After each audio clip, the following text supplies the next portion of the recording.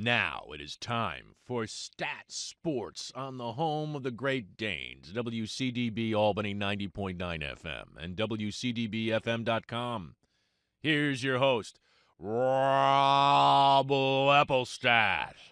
And we're back here on WCDB Albany 90.9 FM and WCDBFM.com. Huge game tonight. UAlbany men's basketball hosting the rival Vermont Catamounts at CEFCU Arena, 7 p.m. on ESPNU. A rematch of last year's America East title game won by the Catamounts. Joining us on the WCDB hotline is the man who will be broadcasting the game on ESPNU. Play-by-play broadcaster Kevin Brown joins us on the phone. Kevin, thank you for joining us. You're a fellow Long Island guy, just like me. How are you this morning? Hey, great. It's nice to be off Long Island today, although, you know what? Looking at the roads, maybe it would be better to be on Long Island. But either way, I'm happy to be here. This is my first trip to UAlbany, actually. I've been to the Capital Region a bunch, but I've never been to the school or to CEFCU. And I think this is a pretty strong way to debut.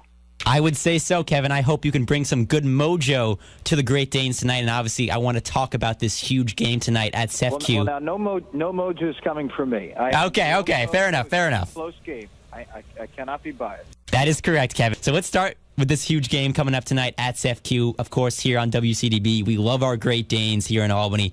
Not going to be an easy test tonight. Vermont's won all three matchups versus the Danes last season, won 61-50 on January 24th in Burlington, Vermont. They've won a remarkable, the Catamounts have, 30 straight conference games overall. Just, Kevin, what can we expect in this game tonight? Well, I hope a game with a little bit more offense than last time, but I don't necessarily expect that. Vermont is such a terrific offensive team. They're 20th in the entire country, if you go by Ken Pomeroy's metrics, which I and a lot of folks around basketball love in terms of offensive efficiency. They're an incredibly efficient team. They will, as Albany fans know, they will hold the ball for a long period of time. And the thing about Vermont is if the shot clock gets down to 5, they're not going to panic. A lot of teams would. Under 10, 5 seconds, they will still work the ball around, find the mismatch, find a great shot. But they're so good defensively as well. And I think that's where both of these teams really make their money, so to speak. It's the calling card for Albany, certainly. It's the top two defenses statistically in the conference. Vermont was held to its lowest point total of the year in the first meeting against Albany. So I would suspect another low-scoring game. Albany probably has to hit some shots. And one of 11 threes in the first meeting between the two. It's not a team that has a ton from the outside, unlike Vermont. So you have to neutralize the Duncan brothers, who are such terrific three-point shooters, and somebody has to hit threes. I think Joe Cremo seems healthier, and that'll be a big thing. Hopefully over, for the most part, the lingering effects of that ankle, which made him a game-time decision last time. He or someone will have to get going from the outside. You can't beat Vermont by hitting 1 3, and I suspect Albany will need Cremo or Nichols to really step up from that perspective. Yeah, you mentioned that, of course, the first matchup in Vermont and the backcourt duo, the dynamic duo for the Great Danes, Nichols and Cremo, had just 19 points in that game. Of course, Cremo was battling the ankle injury, as you mentioned. Just for those two in particular, how did they get back on track and lead the Great Danes tonight? I think health is one, obviously. For Nichols, it just seems to be that he's found himself since then. I mean, 20 of 38, 12 of 21 threes since that Vermont game. He's a volume shooter, and sometimes people look at a guy like Nichols and say, well, he's shooting 39.8%. Okay. That's not great. Why doesn't he take fewer shots? And he strikes me as somebody that might need to put up 14, 15 shots a game, and some of those are later in the shot clock, and some of those are someone has to take the shot with time winding down. I don't know if he can be the same kind of player shooting it just 4 or 5 times, because this team does need a shooter and a threat from outside from the guard spot. They haven't gotten that from outside with Devontae Campbell this year. I think Nichols needs to just keep shooting and find his way. If I was an Albany fan, I'd be confident in Cremo. Career high last game with 31 points. So you just have to hope that he's over the ankle injury and that he's able to attack a little bit more because he's not feeling those lingering effects. Now, Vermont's not going to give you much. They defend inside and outside well, and I think you have to play to your strengths against Vermont. And this is not an Albany team that seems to play at a frenetic tempo from everything that we've seen. They should be patient. They shouldn't be afraid to do what Vermont does, take the shot clock down to 6, move the ball around. If it means your best look comes 25 seconds into the possession, that's okay. Vermont's going to play at that tempo. You know they will control the tempo. Don't be afraid to let that tempo favor you. So you hear the numbers and everything that Vermont's accomplished in the last season, the last 2 seasons, and just from your perspective, what has allowed them to be so successful? What makes Vermont so dangerous? Well, I think we can overthink this sometimes, and I have to start by saying they just have really good players. It's pretty simple. Ernie and Everett Duncan come from Evansville, Indiana, and they have a third brother, Robin, who's coming here next year, who's a 6'6" point guard, who would have been the highest recruited of any of them. But his 2 brothers have had such a good experience here. I don't think anybody in the Missouri Valley seriously looked at it. But those are guys that could be on Northern Iowa or Bradley or high-level Missouri Valley teams, if not higher. Trey Bell Haynes is probably going to be the back-to-back America East Player of the Year, and certainly is better than the average player in this conference. That's not to knock the America East, which has had a couple of teams with terrific years and terrific runs, but Trey Bell Haynes has proved he's better in this conference. Peyton Henson is a transfer from an American Conference school in Tulane. They just have really good players, and the best one is probably hurt. Anthony Lamb is out with a fractured foot. And I think it's a combination of the players and the style, and I think the confidence that this team has is really striking. I got a chance to talk to John Becker just a few minutes ago at shoot-around. He's so happy with the way this group works on and off the court, with the confidence with which they play. More often than not, I find that stems from the head coach, and he is a confident, workmanlike guy. He has a system. He has a patient offense. He has players that buy in. One of the numbers I love to look at, Rob, is assists for the post players. And Urquhart and Henson, their 2 starting forwards, each average 1.5 assists per game. That doesn't seem like a lot, but when you're getting 3 assists and when you're getting, if you watch them, some essentially hockey assists from those big guys, when they're the ones that buy in, when they are one-on-one in the post and they still make the extra pass, that tells me what I need to know about a team. When the big guys aren't just getting the ball, immediately turning and shooting. When they're the ones that make the extra pass, it's that unselfishness that's part of the culture. It's the patience on offense. It's the unselfishness. And it's the fact that these guys have the best shooters in the conference and have the best low-post scorers in the conference. For whatever reason, they've recruited well. I don't know what it is about John Becker and his staff that makes them dazzling recruiters, but they have found really, really good players. And when you combine players with system, you are tough to beat. Yeah, and Vermont is such a well-oiled machine. For everyone that's listening now, the big question is, what does UAlbany have to do? What do they have to do to win this game tonight? In your mind, what is that? Yeah, I would say if they score more than Vermont, they are probably going to win. No, look, they have to make shots, obviously. 1 of 11 threes the first time. That is not going to get done. I think they have to be stable on the board. I don't think they have to out-rebound Vermont by X number to win. UAlbany's such a good rebounding team in general. I just think they have to hold their own. Charles and Steyer have to hold their own against Urquhart and Henson.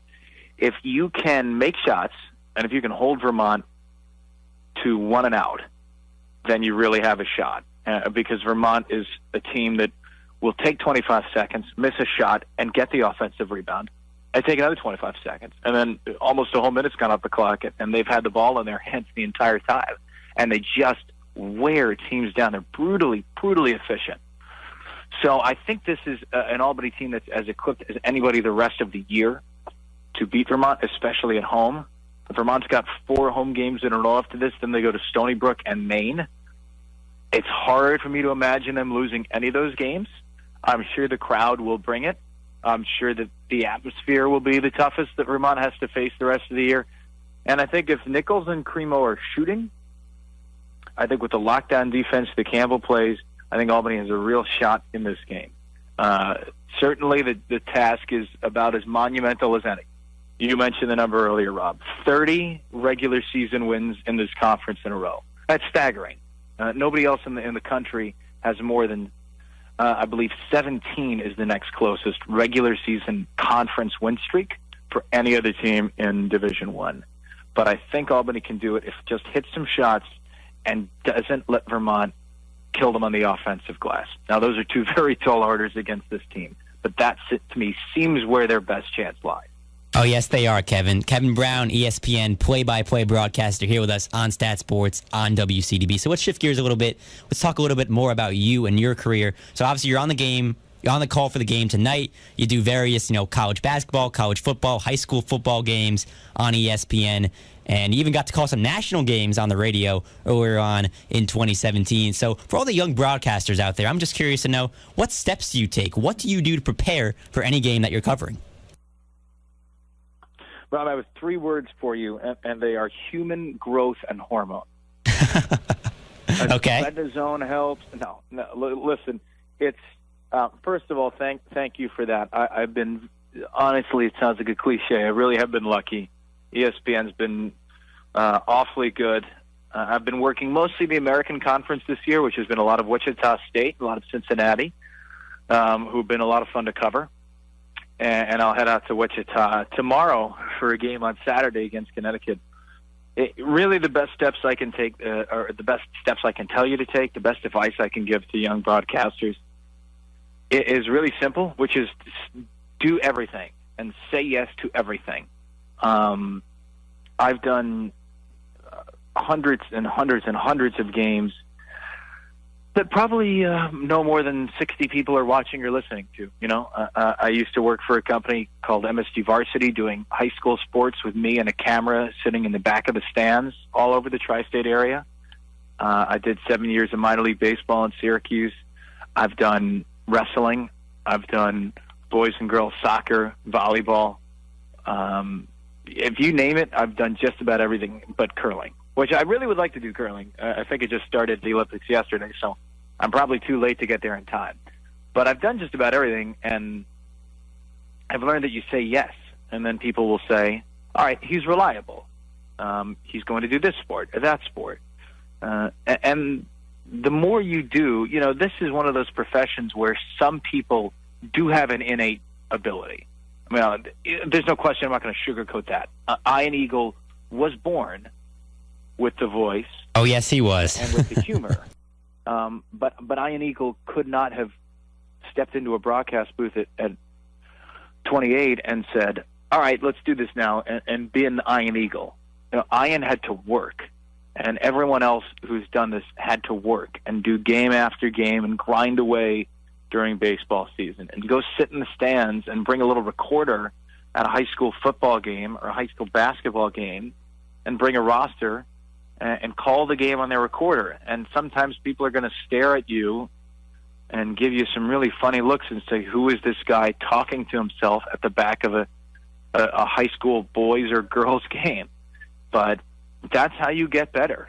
You do it and you experiment and you do something new with every broadcast. I still do. I still have 1 or 2 things that I try to do differently with every game. And that's how everyone improves. You have to be born with something. I mean, there's no question that not everyone has the voice. But there's so many things you can do to train your voice and to train your mind. And the best one is just go out, bring a recorder, and just call a game. And it sounds so simple, but I subscribe to the Malcolm Gladwell theory. If you need 10,000 hours to become proficient in something, and I may still be working toward those hours. And goodness knows I wouldn't call myself fully proficient yet, but that's the way I've done it, to just do as much as you possibly can and to get better from there. Yeah, so as I mentioned, obviously going back to May when you got the opportunity to call a few Washington Nationals baseball games on the radio in place of a legend like Charlie Slows. And, of course, you had been with the Syracuse Chiefs, their AAA affiliate, for 7 years, 3 as the full-time voice. So you knew a lot of the players. They recognized you. You were very familiar with the organization. Just what was that moment like for you to put on the headset and call national games? Was it almost like a moment like, wow, I've really made it? Yeah, there was a moment where the first two games were in Pittsburgh. There was a moment where I walked into the booth, and I don't know if you've ever been to Pittsburgh before, Rob, or if anybody out there listening has. It's a gorgeous park, and it has this extraordinary view of the city, of the skyline of downtown Pittsburgh, of the bridges, the Clemente Bridge, where you walk across downtown to PNC Park. And there was a moment where we walked into the booth. I walked in with Dave Jagler, the other broadcaster for those games, and your heart just kind of drops into your throat once you see the magnitude of this. But to be honest, the game itself the games themselves were games. They were exciting, and certainly the stakes were higher than in a AAA game. People are listening, but once you settle in, I didn't feel overly nervous. It took about a segment to settle down, and then it was a go. And that's the thing that I've been fortunate to do. 7 years of minor league baseball, you realize after being on the air for about 30 seconds, this is just a baseball game. Different people, more people paying attention, but it's a baseball game. It's the same thing that I've been doing for 7 years. My whole professional life to that point. And so it was a thrill, and I had the chance to fill in May for a couple of games, and then I got a very late call to fill in August in Miami and in Chicago at Wrigley Field, which was honestly a dream come true. Wow. I've never been to Wrigley before, and that is this is a palace of baseball. It's heaven. But once I settled in, which took about 30 seconds on the air, it was baseball, and that's the thing that I felt fortunate about, having done so many baseball games, so many hundreds of baseball games. That stuff does prepare you. It really does. Sounds cliche, but you get into a rhythm. The hardest part is just being with a new person. I'd never worked with Dave Jagler before, but he couldn't have been more welcoming on the air and off the air, and it felt to me like, in a way, the culmination of doing a whole lot of minor league baseball, but in the other way, just the start of something, hopefully. And I hope I get the chance again. But even if I don't, it was a pretty magical experience. We really appreciate the time, Kevin. Final thing before I let you go, just thinking about you and your career, is there ever a moment, whether it was the Nationals games or any of the ESPN assignments that you have, when you're just kind of sitting there, and I know it's kind of hard because you have producers and the crowd screaming everything, but you just you have that opportunity to take it all in and say, wow, this is so cool. This is what I get to do every day for a living. Is there ever a moment like that? Most games, honestly, yeah. I feel silly and sometimes, inadequate socially in a way that I'm actually getting paid to do this and to talk about sports and the stories of athletes and coaches and to be the soundtrack to somebody's game is pretty special. I try to never take that for granted. I keep my complaints to a bare minimum, because I know that I'm beyond fortunate to do this, and a lot of good fortune has led me to it. But, yeah, there are moments. I mean, look, when you're doing Georgia-Kentucky, or when you're doing Nationals-Cubs, or you're doing a triple overtime college football game between Boise State and Washington State, I've had some moments that are more dynamic than others, just in terms of the national significance. But most every game, there's a moment where I take a second to say, okay, this is incredibly exciting, and I can't believe I'm doing this. And I just, that's the thing that I don't want to lose sight of. You can be jaded in whatever industry, and there are a lot of jaded people in this industry, but the same as anywhere else. You do something for long enough, and maybe that is easier as a natural instinct. But I am having the time of my life. Kevin Brown, ESPN play-by-play broadcaster. Best of luck tonight, Kevin, with the game. Thanks so much for coming on the show. Look forward to talking with you again soon, and we'll definitely come say hello before the game at CEFCU tonight, UAlbany and Vermont. Really appreciate it, Kevin. Please do, Rob. Thanks, and I'm hoping for a terrific environment tonight, but I appreciate you guys welcoming me here at Albany. A pleasure. Thank you so much, Kevin. Thank you.